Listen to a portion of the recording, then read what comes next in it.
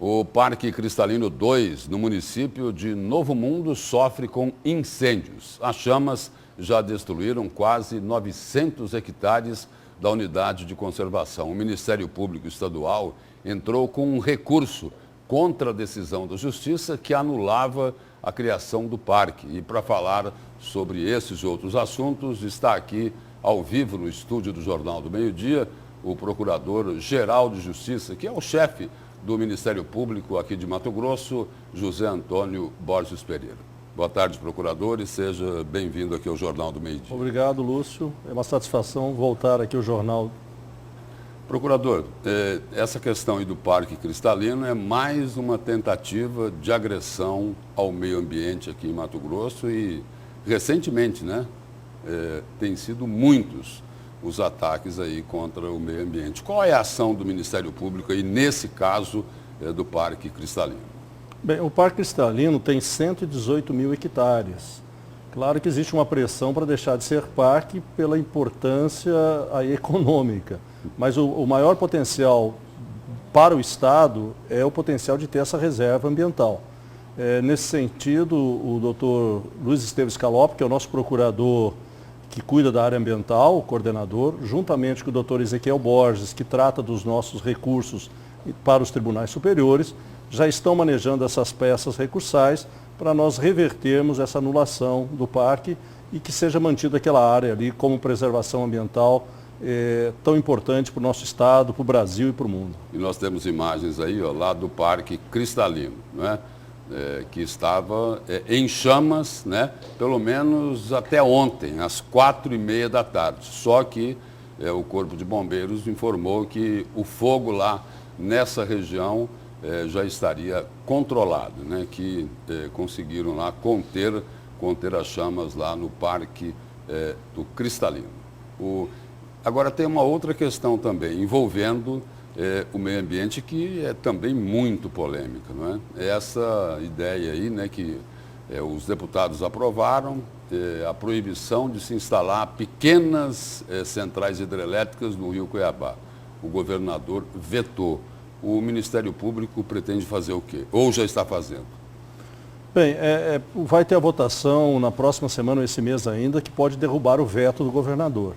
Mas o que me chama a atenção, sexta-feira passada, Lúcio, eu fui em Barão de Melgaço, no nosso projeto Cibos, que é Você Tem Fome de Quê? Buscando, nós sabemos que no Mato Grosso tem 100 mil pessoas abaixo da linha da pobreza e passando fome. E o que os pescadores falaram lá foi o seguinte: esse ano deu mais peixe porque teve água. O que nós precisamos é de água. Eles já, historicamente, eles dizem que o manso foi um diminuidor das águas, que inclusive faz aquela lavagem do rio na época das cheias, e para os próprios pescadores, com a sabedoria popular deles, o Cuiabazinho tendo essas PCHs, é mais uma parte da destruição da sobrevivência deles e do nosso Pantanal, que ultimamente vem secando, como aconteceu nos últimos 2 anos. Procurador, e polêmica é o que não falta. O Ministério Público também entrou aí com uma medida para suspender a flexibilização do porte de armas em vários municípios aqui de Mato Grosso. Nós entramos com ações diretas de inconstitucionalidade contra 34 municípios. Quem faz a legislação de porte de armas é a União, não é nem o Estado nem os municípios. Ocorre que é a questão dos CACs, que é a prática esportiva com armas. Ocorre que tem uma DI que está na mão da ministra Rosa Weber, que já suspendeu vários itens do decretos regulamentando, que é a lei de 2003, da lei do desarmamento, que exatamente tem ali já restrições. Por exemplo, que foi suspenso pela ministra. Adolescentes a partir de 14 anos praticar tiros. Ela suspendeu essa autorização. Os CACs poderem se deslocar de suas casas para os estandes de tiro com armas municiadas. Então já tem mais de 8 itens que foram suspensos pela ministra. O pior de tudo, dessa questão de armamento, a gente tem que colocar 2 pontos aí. Um de Mato Grosso, que foi a morte daquela adolescente numa casa de CACs, que todo mundo usava arma, tinha até no sofá, e aquela menina morreu, uma adolescente.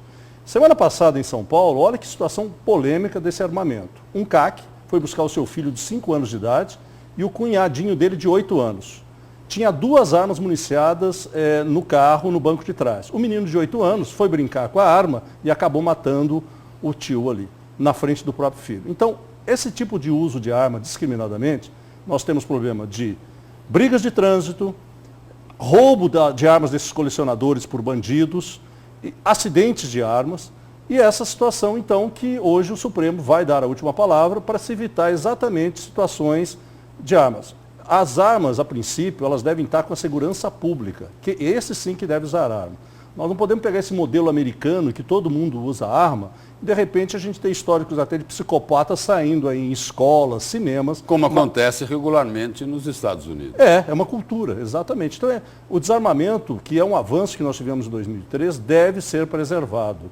Quem tem que usar arma é a segurança pública, é o Exército na defesa do Estado, é a nossa Polícia Civil e nossa Polícia Militar e algumas funções públicas que têm risco pela sua própria profissão. E para o Brasil teria também um outro componente, segundo algumas denúncias que já foram feitas, né? O estímulo para que a população se arme não seria exclusivamente para se defender, né? Ou para defender o patrimônio. Teria outros objetivos por trás disso, não é, procurador? É o que se ouve, mas nós esperamos que o regime democrático seja mantido e a arma que a gente tem é o nosso voto. E também sobre essa questão de arma, o Ministério Público está acionando um deputado estadual aqui de Mato Grosso, Gilberto Catani, por uma publicação dele nas redes sociais, onde aparece ele, também várias pessoas, a família com crianças, toda armada, a família, né? Exato, e as crianças com armas. Aí seriam o quê? Armas de brinquedo? Isso foi encaminhado para o doutor Domingos Sávio, que é o meu subprocurador, que trata da área criminal para analisar essa conduta do deputado. Né? Apesar dele ser deputado, ele não tem a imunidade para praticar crimes. Né?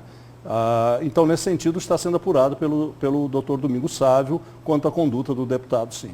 E o deputado chegou até a dizer aí, a se explicar, dizendo que quando era criança tinha brincadeira de polícia com bandido e que isso daí era didático, né? Porque sabia o que era o bem e o que era o mal. O problema é quem fazia o papel de bandido na brincadeira. Né? Mas hoje até os brinquedos, você pode comprar um brinquedo para ir no aniversário, você vê que não tem mais armas, é uma questão de educação. Da mesma forma que, por exemplo, não tem propaganda de cigarros. Isso é para fazer uma mudança de cultura.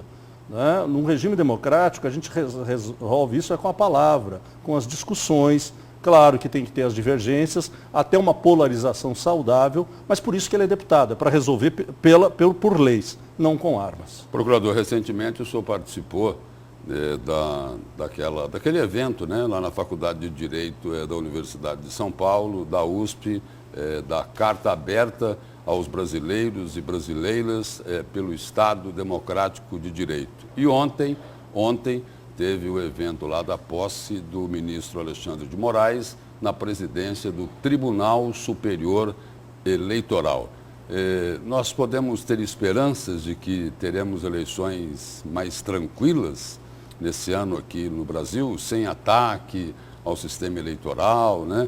Sem acusar de fraude, sem prova nenhuma, as urnas eletrônicas. Qual a expectativa do senhor? Primeiramente, Lúcio, eu quero fazer uma citação de Paulo Bonavides, que é um grande jurista constitucionalista, que é uma referência para nós. O Ministério Público não tem partido, né? Ele não é governo, ele não é nem oposição, mas ele é constitucional. Um dos principais, e que está lá no artigo 227 da Constituição, é exatamente defesa da ordem democrática e do Estado de Direito. Então, a minha manifestação, estando lá nos arcos da São Francisco, foi em defesa da democracia, que é a incumbência institucional do Ministério Público. Aqui no Mato Grosso nós temos 57 promotores, 57 juízes, nós temos um tribunal que sempre fez as fiscalizações e das urnas eletrônicas, que já são completamente comprovadas a sua eficácia. O que nós temos que cuidar, isso não é problema, as urnas não são problema. O que o Ministério Público tem que buscar, e a Justiça Eleitoral, é o abuso econômico e o abuso político. E isso pode, inclusive, restringir ou caçar uma candidatura. Esses são os problemas históricos que tem a partir de 88, do abuso e hoje com as fake news.